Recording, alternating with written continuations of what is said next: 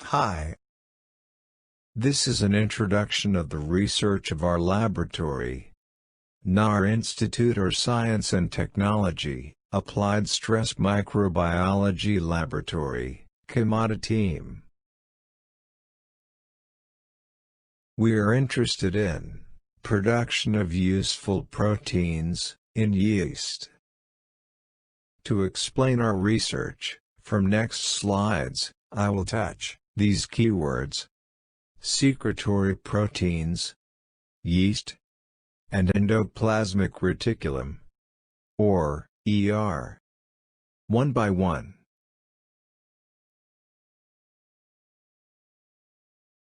First, let me ask a question. How many kinds of proteins does a living organism produce? Suppose that one gene encodes one protein. This question is the same as another question. How many genes does a living organism have? Genome analysis have provided answers for this question. Simple bacteria make about 1 to 5,000 kinds of proteins. More evolved and complicated organisms, like human, make more numbers of proteins. In all organisms, all proteins are synthesized inside of cells. And many proteins are retained in cells and works in cells. However, some proteins exit from cells and work outside of cells. This is protein secretion.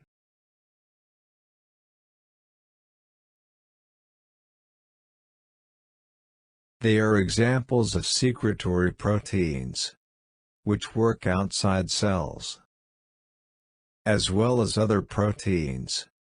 All of them are made from polypeptide chains, which are beautifully folded.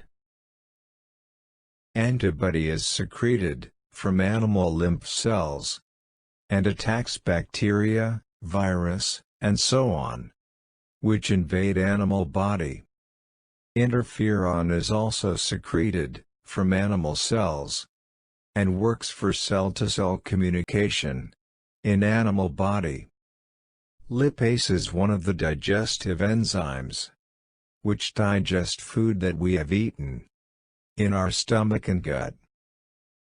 Microbial organisms also secrete digestive enzymes, such as cellulase, which digests cellulose.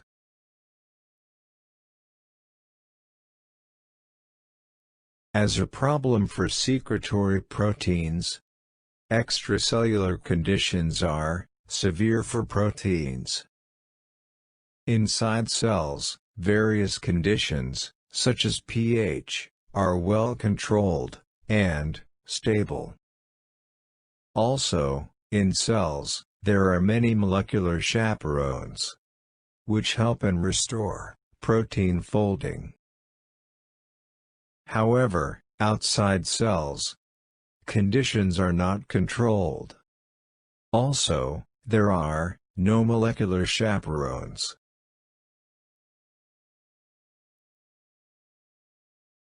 So, generally, secretory proteins are structurally robust and are not denatured, even outside cells. One way to make robust protein is to make disulfide bonds between two cysteine residues. In the left case, two cysteine residues of proteins have free thiol moieties. However, in right case, two cysteine residues are bridged by a disulfide bridge, as shown here. Protein folding become very rigid by forming intramolecular disulfide bridges of cysteine residues. Also, proteins secreted from eukaryotic cells are frequently glycosylated. Glycosylation means sugar chains are attached to proteins. Sugars are highly water-soluble. So, a merit of protein glycosylation is, when glycosylated, protein become highly soluble in water. Therefore, secretory proteins can stay outside of cells, without being aggregated. So, secretory proteins are rigid and highly water-soluble.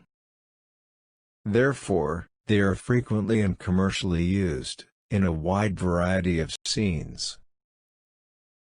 For example, today, laundry detergents carry various digestive enzymes. Also, secretory proteins, derived from human, is used as medicines to cure human diseases. Useful proteins are made by various organisms, including human. For example, human antibodies, or interferon can be good medicines. But, it is often difficult or impossible to directly extract proteins from these organisms. So, recombinant DNA technique is used for protein production. Genes or cDNAs encoding useful proteins are cloned from these organisms. Then, cloned DNA is introduced into other organisms for protein production. Then, these organisms make abundant proteins, which can be commercially used. Because these proteins are made by using recombinant DNA technique, they are called recombinant proteins. What kinds of organisms are used for protein production? Genetic engineering should be performed easily and quickly. Also, cells have to be cultured and grown inexpensively and quickly. And, they should synthesize, fold, modify, and secrete foreign recombinant proteins. Bacteria, including E. coli, are often used for protein production. Genetic engineering and culturing of bacteria are quick and not expensive. But, evolutionally, bacteria is far from eukaryotic cells, including human. And, in many cases, they cannot correctly fold or modify eukaryotic proteins. Moreover, bacteria do not perform glycosylation of secretory proteins. Although many eukaryotic secretory proteins require glycosylation. Another choice is animal cells. Animal cells can fold and modify animal proteins correctly. However, genetic engineering and culturing of animal cells are expensive, and require a long time.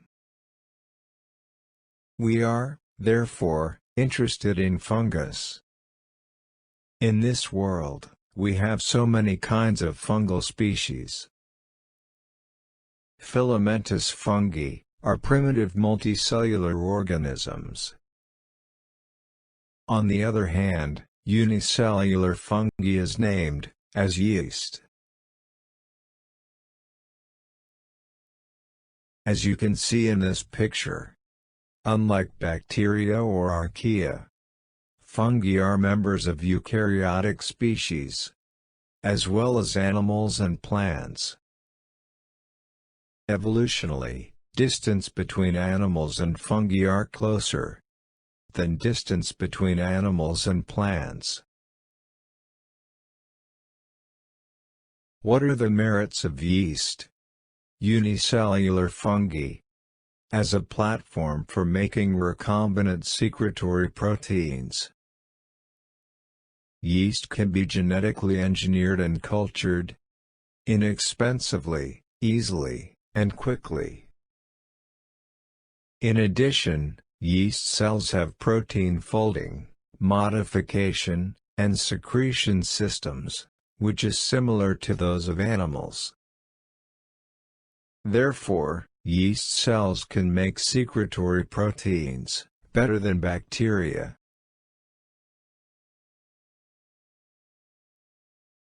In our laboratory, we use two yeast species.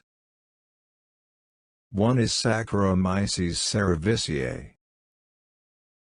The other is Pichia pastoris. Saccharomyces cerevisiae has a long history as a food fermentation organism. And, as you know, even today, Saccharomyces cerevisiae is widely used for food industry, for example wine making or bread making. Therefore, biology of Saccharomyces cerevisiae also has long history, and a large number of basic biological knowledge is accumulating. Also, various tools for genetic engineering has been developed. On the other hand, Pichia pastoris is actually used for industrial protein production. It has very strong gene expression promoter, which is named as AOX1. So, if you insert a gene or cDNA from another organism, after the AOX1 promoter in Pichia pastoris, you can abundantly produce proteins of another organism, namely recombinant proteins. So, we do research using Saccharomyces cerevisiae as a model organism, to obtain basic knowledges.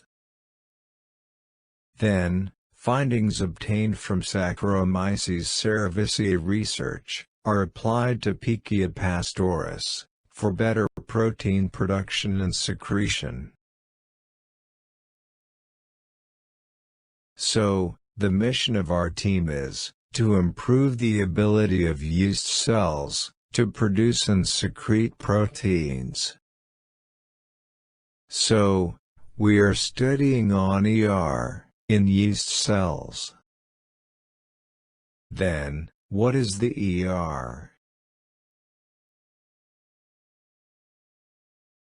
The endoplasmic reticulum is an organelle, and is often called in short.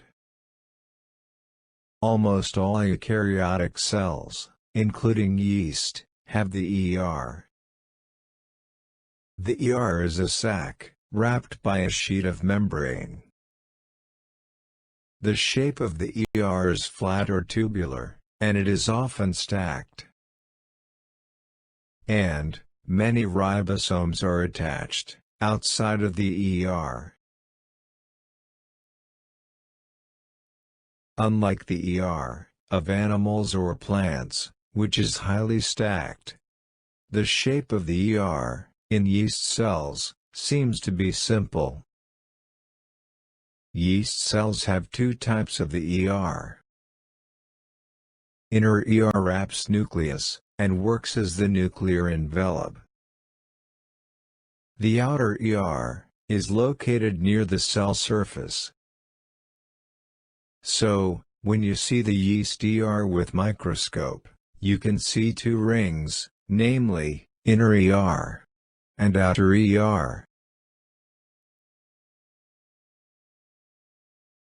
This is fluorescence microscopic view of yeast cells. This is a cell. In these cells, genes for GFP modified to be located to the has been introduced. So, the is illuminated under the fluorescence microscope. You can see two rings, which are the inner and the outer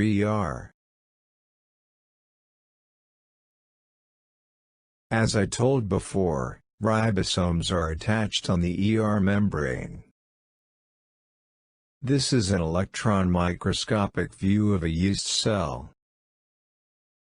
Here you can see the ER and ER membrane. Ribosomes are shown as black spots, like this. You can find that many ribosomes are attached on the ER membrane.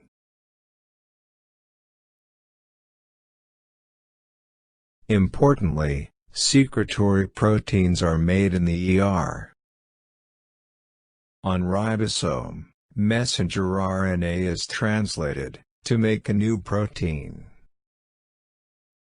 When the ribosome is attached on the ER membrane, the new protein is pushed in the ER. Then, the new protein is folded and modified in the ER. Then, after being folded and modified, new proteins are packed into transport vesicles, which are pinched off from ER membrane. Next, the transport vesicle are fused to the Golgi apparatus. So, proteins are transported to the Golgi apparatus. Then, proteins traverse through the Golgi apparatus.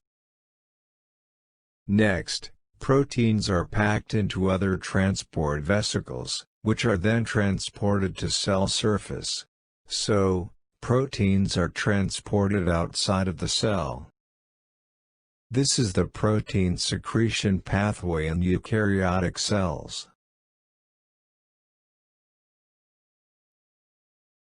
So, in the ER, proteins are folded and modified.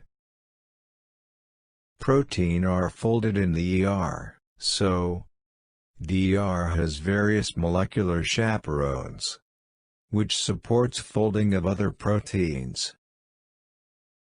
Also, in the ER, proteins are modified to carry disulfide bonds and sugar chains, so the ER has various enzymes for these protein modification. What proteins are folded and modified in the ER? As I have already shown you, secretory proteins are folded and modified in the ER. Almost all organisms secrete their own proteins, in other words, endogenous secretory proteins. On the other hand, by using the recombinant DNA technique, it is also possible to let cells make recombinant secretory proteins, in other words, secretory proteins from other organisms. Then, I talk again about recombinant secretory proteins. To produce recombinant secretory proteins for industrial purpose, it is very important to increase the yield of the recombinant proteins. So, the target proteins are highly expressed in yeast cells. However, when too much proteins are expressed, the ER is overloaded and crowded by proteins, and proteins are stacked in the ER, without being folded or modified. Then, the yield final product proteins is decreased.